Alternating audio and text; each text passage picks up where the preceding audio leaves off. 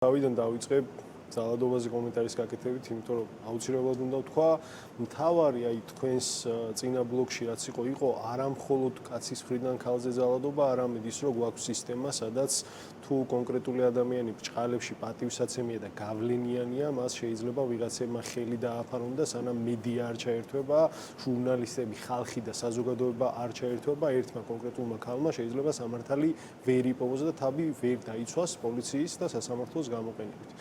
ზოგადად ცოტა რო განვაზოგადოთ, მე უბრალოდ ესე გამზარდეს მასწავლეს, რომ ქალზე ძალადობა არ შეიძლება და სანამ საღონებაზე ვარ და ეხლა ჭუვიდან თუ არ გადავედი, მანამდე ვეცდები და მგონა რომ ყველა მამაკაცი უნდა იცადოს, რომ არ იძალადოს, ამ შემთხვევაში რა თქმა უნდა დავეთანხმებ იქას, რომ ეთნოს მნიშვნელობა არ აქვს.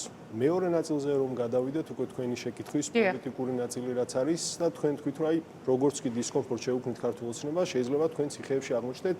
თქვენს კიდეც პაპუაშვილმა თქვა კიდეც, როდესაც ბოდიში ჩაგეჭერით, როდესაც პარტიების აკრძალვაზე პირველად გააკეთა განცხადება და საკონსტიტუციო არჩევზე, რომ ჯერჯერობით სხვები იმიტომ არ არიან ამ სიაში, რომ მათ არ აქვთ გავლენა საზოგადოებრივ აზრზე.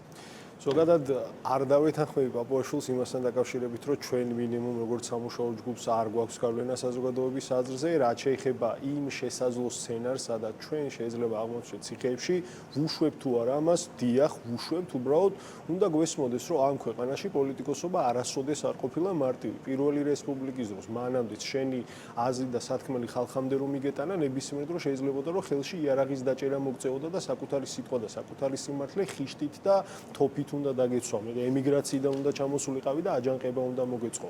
90-იანებში, როცა დამოუკიდებლობა დავიბრუნეთ, ვიცით, რომ აქ პოლიტიკოსებს აფეთქებდნენ, კლავდნენ და რა თქმა უნდა ციხეებში ცვამდნენ. დღესაც პოლიტიკოსობისთვის კონკრეტული ფასი უნდა გადაიხადო, ვარ თუ არა მზად რომ ეს ფასი გადავიხადოთ, ვართ, მაგრამ აქვე თუ იქნება სცენარი, სადაც ჩვენ გაგვიშვებენ ციხეებში, დიდი იმედს ვიტოვებ, რომ აქ აღმოჩნდებიან ადამიანები, რომლებიც ჩვენ საქმეს გააგრძელებენ. ვის უნდა რომ ამ ქვეყანაში პოლიტიკური ცხოვრება შეწყდეს და გაქრეს?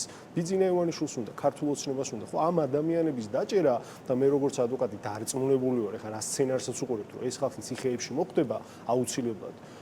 ამის შემდეგ თუ პოლიტიკური ცხოვრება გაჩერდა, ესე იგი ხელისუფლებამ მიაღწია საკუთარ მიზანს და ამ ადამიანების 10-15 კაცის ციხეში ჩასმით პოლიტიკური ცხოვრება გააჩერა. ჩვენ არ გვინდა რომ ასე მოხდეს, აქვს თუ არა აზრი, გონია რომ აზრი აქვს, უბრალოდ აზრი ისევ იგივეს კეთებას არ აქვს. აზრი აქვს ახლებურ მიდგომას და აზრი აქვს იმას, რომ მათ შორის ახალმა ადამიანებმა ახალი იდეებით რაღაცები უნდა სცადონ. კი, მე მესმის, რომ მაინც და მაინც ახალგაზრდა კონკრეტულად ღირებულებას არ წარმოადგენს, თუმცა ახალგაზრდა, ახალი იდეით, სხვა ცომით მოზელილი ადამიანი, დამოუკიდებელ საქართველოში დაბადებული ადამიანი, რომელიც პროცესებს აკვირდებოდა და ჩართული იყო, აი ესეთმა ხალხმა გვინდა რომ უფრო მეტი პასუხისმგებლობა აიღოს და უფრო მეტად ჩაერთოს პოლიტიკურ პროცესებში, მათ შორის გადაწყვეტილების მიღების რგოლში.